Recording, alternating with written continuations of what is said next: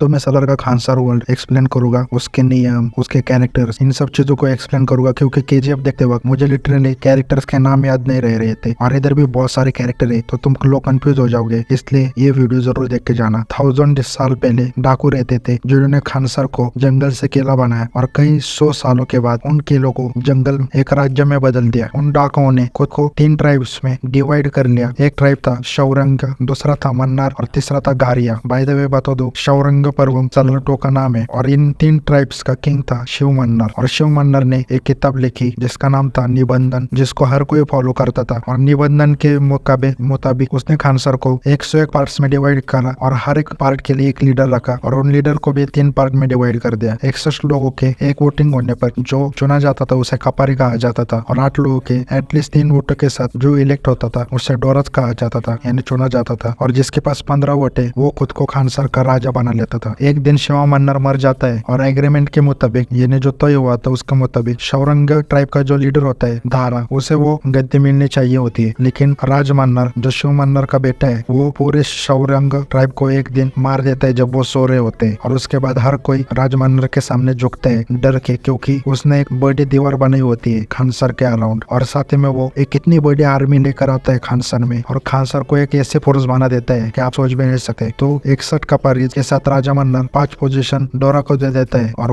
गनियार्स को भी, और बाकी की रही हुई 3 अपने फैमिली को। तो अभी भी समझ नहीं आए हो तो इन शॉर्ट बता देता हूँ कि राज मन्नर एक किंग है, उसके नीचे 8 लोग है और ये इन सबको मिलाकर 9 लोग तुम इम्पोर्टेंट मान लो इस कैरेक्टर, इस मूवी में इन कैरेक्टर्स को। और प्रभास और पृथ्वीराज सुकुमारन वो अलग है, वो तो एक दोस्त है जो अभी तक इस वर्ल्ड में एंटर हो गए। पृथ्वीराज सुकुमारन को लेकर आगे एक स्पॉइलर है, वो भी बता देता हूँ। दरअसल वो राज मन्नर का ही बेटा होता है, तो कुछ तरह इस तरह कैरेक्टर है। राज मन्नर के नीचे नारंग, ओम, चीकू, गुरुंग, वाली, रुद्र मन्नर, बारावा, रंगा, ये 8 लोग के लोग जो मैंने कहा था राज मन्नर और 8 लोग मिलकर इम्पोर्टेंट होते हैं, वो यही है। और बाकी के कैरेक्टर है जो इम्पोर्टेंट है, यानी राज मन्नर के रियल एस्टेट ले लो जो उसका कौन है, तो उसके पहले बेटे का सन है रुद्र मन्नर, यानी केजीएफ का गरुड़ा जो बना है वो इस मूवी में रुद्र मन्नर है। वो राज मन्नर के पहले बेटे का लड़का है और उसकी बहन है राधा रामा मन्नर जो राज मन्नर की लड़की है और वो एक गरुड़ा की बहन है। मैं गरुड़ा बोल रहा हूँ ताकि तुम लोगों को समझ आए। और उसमें एक ओम नाम का भी बंदा है जिसका भी तो कुछ इतना सिग्निफिकेंस नहीं है, लेकिन वो गरुड़ा का मामा है। और पृथ्वीराज सुकुमारन गरुड़ा का सौतेला भाई कह लो, क्योंकि वो राज मन्नर के दूसरे बीवी का बेटा है। और एक और है बारवा मन्नर, वो तुम कह लो गरुड़ा का जीजो जी, यानी वो गरुड़ा के बहन का पति है। तो इससे पूरी गरुड़ा की किंगडम है। और इस निबंधन में कई